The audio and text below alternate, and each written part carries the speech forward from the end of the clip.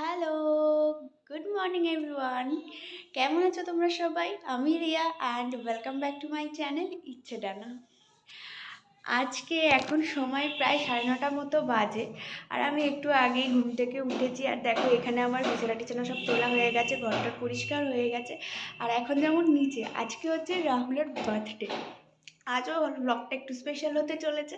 তো চলো প্রথমে গিয়ে বার্থডে বয়ের সাথে তোমাদের দেখা করে, তারপর সারাদিন দেখতে থাকো। বাকি ব্লগটা আজকে অনেক কিছু শেয়ার করার আছে তোমাদের সাথে, তো দেখতে থাকো। এই যে আমাদের বার্থডে বয় এখানে চা খাচ্ছে সকাল সকাল। এই যে হ্যাপি বার্থডে।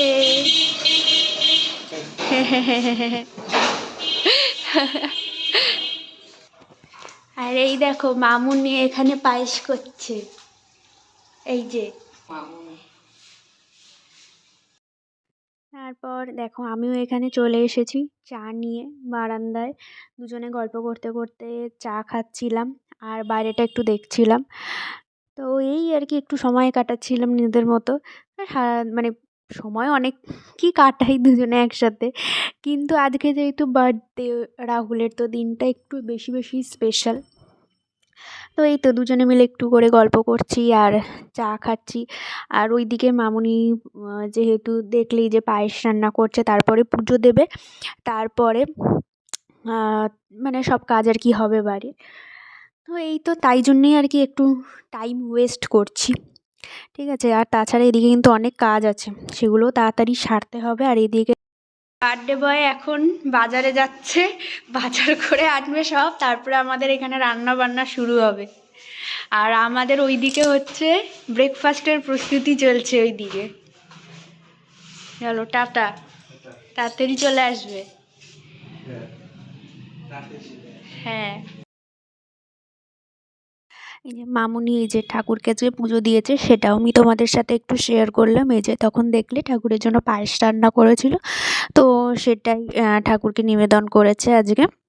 আর আজকে জানি না কেন আমাদের সব দিকেই লেট হয়ে যাচ্ছে। এদিকে বাড়িতে এত কাজ, তার মধ্যে মানে সব কিছুই লেট লেট হয়ে যাচ্ছে। মামনির পুজো দিতে, মামনি কিন্তু এত দেরি হয় না কোনোদিনও পুজো দিতে। সেদিনকে প্রায় মামনির পুজো দিতে দিতে 11:30 12টা বেজে গেছে।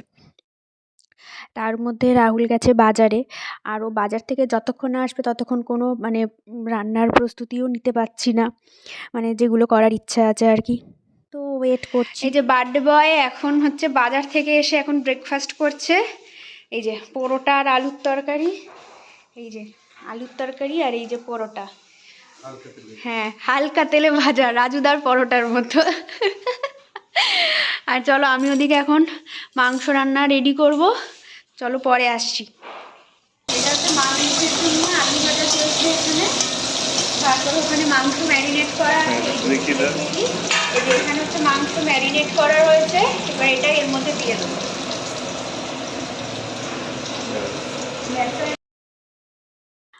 আর অন্য যে সমস্ত রান্নাবান্নাগুলো হবে দেখো, তার জন্য আমি একটু সবজি টবজি কেটে নিচ্ছিলাম আর কি, যতটা এগিয়ে রাখা যায়, কারণ মামনি কিন্তু এখনও এসে উঠতে পারিনি।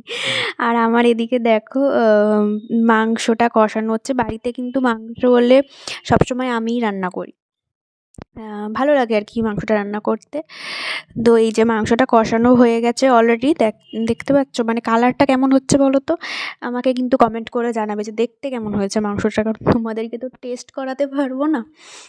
তো এই যে, আর এই দেখো এইটা হচ্ছে আমাদের মাংসের ফাইনাল লুক। এখানে চিকেনই ছিল, ঠিক আছে, চিকেনের ফাইনাল লুক। আর আমি এদিকে দেখো বসিয়ে দিয়েছি ভেজ ডাল। আমার এখন চান টান হয়ে গেছে, স্নান করে আমি রেডি হয়ে গেছি। আর এখন সময় প্রায় 1:45 মতো, রান্নাবান্নাও ওদিকে কমপ্লিট হয়ে গেছে। এদিকে আমরা এখন সবাই মিলে লাঞ্চে বসবো একটু পরে। আর ওদিকে কিন্তু রাহুলেরও স্নান হয়ে গেছে, মামুনিরও হয়ে গেছে, মামুনিরও রান্নার শেষ পথে। আর এই যে বার্থডে বয় চলে এসছে, একটু এদিকে এসো।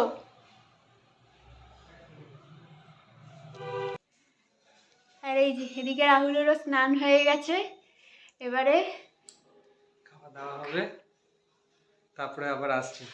চলো তোমাদের সাথে পুরো মেনুটা আজকে শেয়ার করি, কি কি হয়েছে। তারপরে অনেক কিছু হয়েছে যেগুলো শেয়ার করা হয়নি এখনো।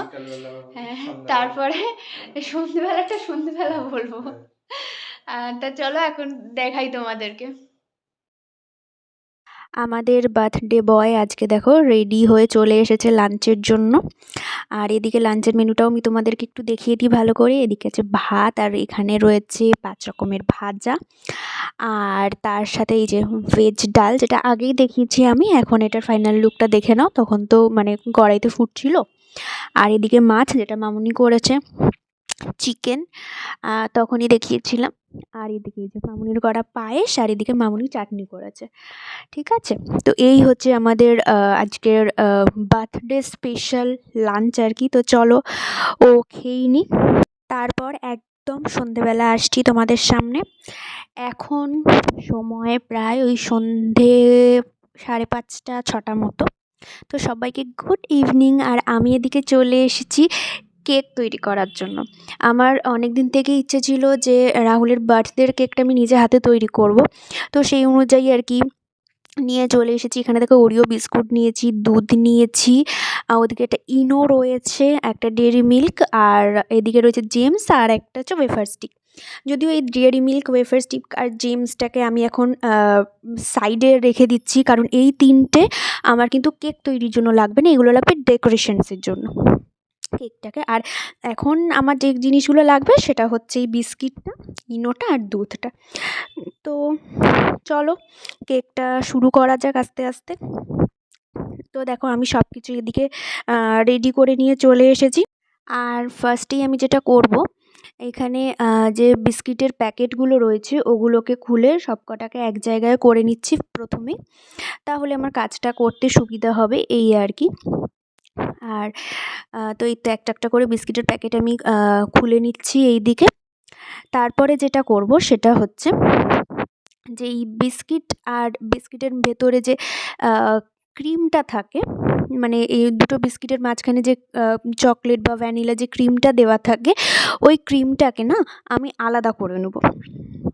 তো এই যে দেখো আমি ক্রিমটাকে একটা নাইফ দিয়ে আলাদা করে নিচ্ছি একটা একটা করে। তো এই ব্যাপারগুলো না ভীষণ টাইম টেকিং, কিন্তু মানে কেকটা করতে বা কেকটা হতে কিন্তু খুব বেশি সময় লাগে না, কারণ আমি এর আগেও একবার বানিয়েছিলাম আর কি। তো সেটাই মানে আমারও বেশ খেতে ভালো লেগেছিলো, আমার বাড়ির সবাইও খেয়েছিল, বিয়ের আগের কথাই বলছি। তো তাই জন্য আমি সেটাই করছি আবার। তো এই দেখো আমার দুটো আলাদা করা হয়ে গেছে। এবার আমি যেটা নেব, একটা মিক্সিং জারের মধ্যে পুরোটাকে আমি একটা মানে একটু ব্লেন্ড করে নেবো, যাতে পুরো পাউডার হয়ে যায় বিস্কিটগুলো। তো এই যে দেখো আমি এখানে ব্লেন্ড করে নিচ্ছি।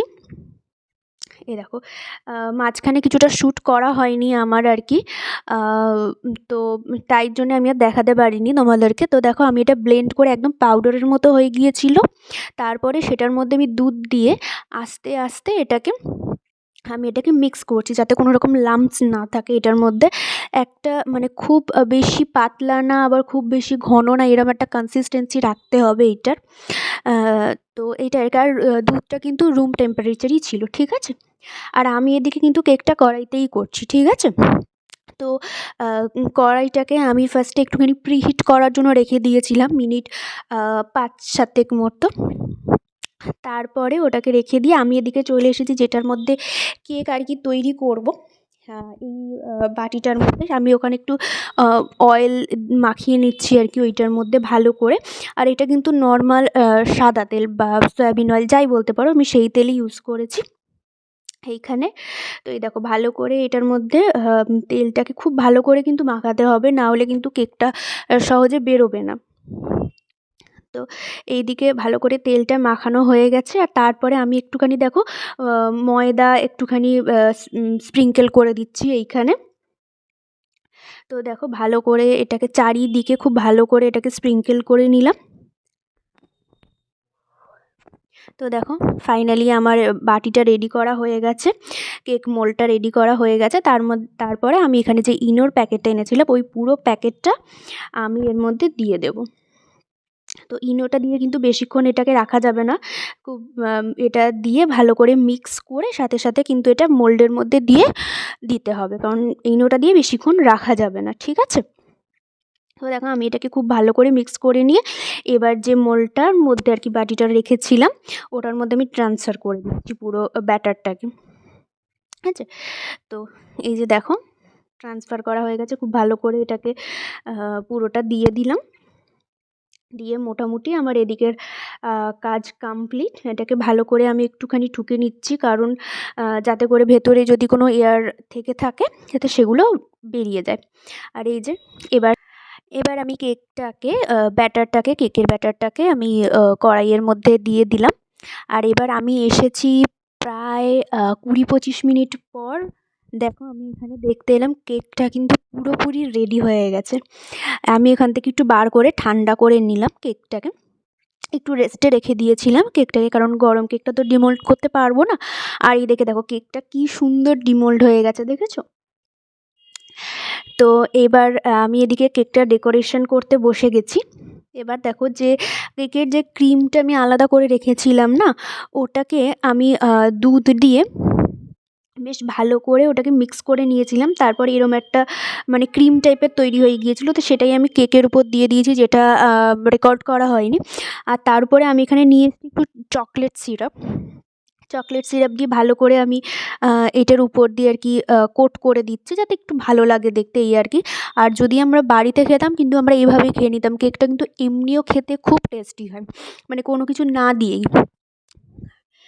তো এই যে দেখো আমি ভালো করে এটাকে স্প্রেড করে দিলাম একটা নাইফ দিয়ে চকলেট সিরাপটাকে। তো এই কাজটা কিন্তু একটু ধৈর্য নিয়ে করতে হবে, এগুলো একটু টাইম টেকিং। তারপরে এই দেখো জেমস যেগুলো নিয়ে এসেছিলাম ওগুলো একটা একটা করে আমি কেকের উপরে সাজিয়ে দিচ্ছি। ওই কেকটাকে আর কি যতটা কালারফুল করা যায় আর কি সেটাই চেষ্টা করছি। আর কেকটা কিন্তু আমরা খুব লো বাজেটের মধ্যে তৈরি করেছি। আমি আগেই বলে দিই, কেকটা তৈরি করতে কিন্তু আমাদের সব কিছু নিয়ে আমাদের খরচা হচ্ছে ওই 80 থেকে 90 টাকা মতো, 100 টাকাও কিন্তু লাগেনি। আর তার মধ্যে দেখো এই ডেয়ারি মিল্ক যেটা আমি এনেছিলাম ওটাকে মাঝখান থেকে একটুখানি ভেঙে নিয়ে ওটার উপরে আমি কেকের উপরে সাজিয়ে দিলাম, আর তার সাথে ওয়েফার স্টিকটাও। তো এই যে ডেকোরেশন মোটামুটি আমার শেষের দিকেই। এবার আসছে কেকের ফাইনাল লুক। তো এই তো দেখো আমার এখানে কেক কিন্তু একদম রেডি। আর এই হচ্ছে কেকের ফাইনাল লুক। তোমরা কিন্তু সবাই কমেন্ট করে জানাবে যে কেকটা কেমন দেখতে হয়েছে। আর আমি এখনই বলে দিই যে কেকটা কিন্তু খেতে দারুণ হয়েছিল, সবার খুব ভালো লেগেছে। আর এইদিকে দেখো মা বাবাও চলে এসেছে। এখন প্রায় ওই সন্ধে 6:30 মতো, 6:30 থেকে 7টা মতোই বাজে। মা বাবা এই জাস্ট ঢুকলো। এই যে বসে কথাবার্তা বলছিলাম আর কি। আর আজকের দিনটা কিন্তু বেশ ঠান্ডা ছিল বাইরেরটা, তো যার জন্য কোনো কাজ করতে কিন্তু একদমই কষ্ট হয়নি, বেশ ভালোই লাগছিল। আর এদিকে দেখো বাবা এদিকে আশীর্বাদ করছে রাহুলকে, আর এখানে পায়েস খাইয়ে দিচ্ছে। আর তারপরে হচ্ছে এই যে এবারে এই যে এইটা হচ্ছে মা বাবার গিফট, ওর বার্থডের গিফট আর কি। আর তারপরে এই দেখো বাবার হয়ে গেছে, তারপরে এদিকে চলে এসেছে মা আশীর্বাদ করতে ওকে।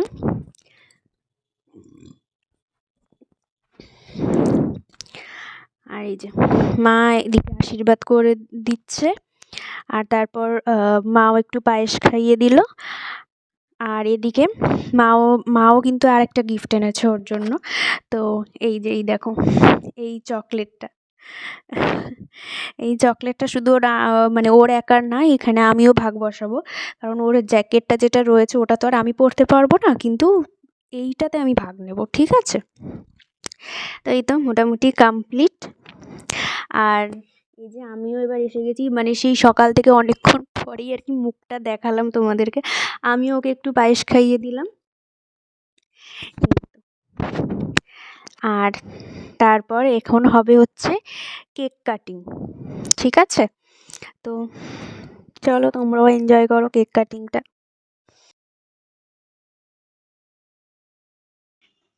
Happy birthday to you, happy birthday to you, happy birthday dear Rahul, happy birthday to you.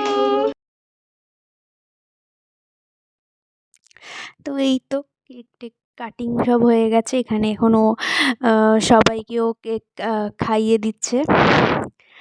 তো এই দেখো আমি তো আগেই চলে এসেছি, কারণ এই কেকটা খেতে না আমার খুব ভালো লাগে আর কি। মানে বাড়িতে তৈরি করা, নিজের হাতে তৈরি করা যে কোনো জিনিসই দেখবে কিন্তু একটু মানে বেশি স্পেশাল হয়, যেমনই হোক না কেন খেতে সেটা। আর এটা তো খেতে খুবই ভালো হয়। ইচ্ছা আছে আর একদিন এটা বানানোর বাড়িতে। তো এই যে ও মা বাবাকেও কেক খাইয়ে দিচ্ছে। আর আমি তোমাদেরকেও বলবো, তোমরাও যদি পারো কখনো, রেসিপিটা কিন্তু ইউটিউবে ভরে ভরে আছে এই রেসিপিটা। তো তোমরাও কিন্তু বাড়িতে ট্রাই করতে পারো, খুব ইজি আর মানে কি বলবো, খুব অল্প খরচে হয়ে যায়। আর এদিকে এই যে মা বাবাকে কেক দিয়েছি, ওদিকে মোয়াটা বাবাই এনেছে, আর এদিকে হচ্ছে পায়েস। এগুলো খেয়ে নিক। আর তারপরে এই তো আমরা সবাই মিলে এখানে গল্প করতে বসে গেছি, এই যে চা নিয়ে। আর আমাদের যেহেতু মানে রাতের ডিনার টিনার মোটামুটি সবই রেডি হয়ে গিয়েছিলো, তাই আর কোনো তাড়া ছিল না। সবাই মিলে আর কি সারাদিন সবার উপর দিয়ে খাটাখাটনি গেছে, তাই আমরা এখন একটু রেস্ট নিচ্ছিলাম, মা বাবার সাথে একটু গল্প করছিলাম, এই আর কি। আর এদিকে দেখো ডিনারের সময়ও হয়ে গেছে। আর ডিনারে দেখেছো আজকে স্পেশাল স্পেশাল মেনু কী আছে। এদিকে হচ্ছে ফ্রাইড রাইস, আর ওদিকে চিকেনটা তো দুপুরেই করেছি, ফ্রাইড রাইসটা কিন্তু সন্ধেবেলা করা হয়েছে রাতের জন্য। আর আগে রাহুল খেতে বসে পড়েছে, কারণ বার্থডের দিনও বার্থডে বয়ের শান্তি নেই, কারণ ওর নাইট ডিউটি রয়েছে, তাই জন্য তাড়াতাড়ি করে খেয়ে নিচ্ছে ডিউটিতে বসবে বলে। এই যে আমি ওকে কিন্তু ক্যামেরার পিছন থেকে বলে দিচ্ছি, রিভিউ দাও কেমন হয়েছে, মানে জোর করে রিভিউ নিয়েছি আর কি, ওর ইচ্ছা ছিল না দেবার। তো এই যে ওর খাওয়া হয়ে যাবার পর মা বাবাও এদিকে খেতে বসে গেছে। আর এখন সময় কিন্তু প্রায় ওই ধরো 9:30 মতো। মা বাবা এখন বেরিয়ে যাচ্ছে বাড়ি যাওয়ার জন্য, বাড়ি চলে যাচ্ছে আর কি। আর বাইরে যত আজকে রাতটা বাড়ছে, তত যেন ঠান্ডাটা বাড়ছে। সেদিন মানে ওই দিনটা কিন্তু ভীষণ ঠান্ডা পড়েছিল, আমি ভয়েস ওভারটা পরে দিচ্ছি, কিন্তু সেদিনকে বেশ ঠান্ডা ছিল রাত্রেবেলা। তো এই যে টাটা করে দিলাম আমি দুজনকে। আর মামুনি ওইদিকে যাচ্ছে হচ্ছে মা বাবাকে একটু এগিয়ে দিতে, আমি আর এই ঠান্ডার মধ্যে বাইরে যাচ্ছি না। এই যে, আর আমি এদিকে বারান্দা থেকেই দেখিয়ে দিলাম আর কি, আমি বারান্দায় গিয়ে দাঁড়িয়েছিলাম, বাইরে যাইনি, এতটা ঠান্ডা লাগছিল। আর ওই যে দেখো মা বাবা চলে যাচ্ছে বাড়ি। এখন সময় প্রায় রাত 10:17, আর এখন কিন্তু আমাদের খাওয়া দাওয়া সব কমপ্লিট হয়ে গেছে। আর তোমরা তো তখন দেখলেই যে মা বাবা বাড়ি চলে গেল। আর মা বাবা থাকতেই কিন্তু আমরা ডিনার করে নিয়েছিলাম, মা বাবা ডিনার করার পরেই আমরা তারপরেই ডিনার করে নিয়েছিলাম, তারপরে মা বাবা বাড়ি গেল। আর ওদিকে তোমরা দেখলে যে রাহুলেরও ডিনার হয়ে গেছে। তো মোটামুটি আমাদের সবারই ডিনার হয়ে গেছে। আর আজকে ভীষণ টায়ার্ড, যেহেতু সকাল থেকেই, তো মানে দেখেইছো তোমরা যে রান্না বান্না থেকে শুরু করে সবটাই দুজনেরই খুব একটু খাটাখাটনি গেছে। তো সেই কারণেই আর কি আজকে তাড়াতাড়ি ডিনার করে নিয়েছি, নাহলে এত তাড়াতাড়ি আমাদের ডিনার হয় না। তো এই তো, আর আজকের ব্লগটা এতটুকুই ছিল। যদি তোমাদের ভালো লেগে থাকে তাহলে please like, share, comment and subscribe করে আমার পাশে থেকো। আবার দেখা হবে নতুন কোনো দিন নতুন কোনো ভিডিওর সাথে। সবাই খুব ভালো থেকো, সুস্থ থেকো। আজকের মতো সবাইকে টাটা, গুড নাইট।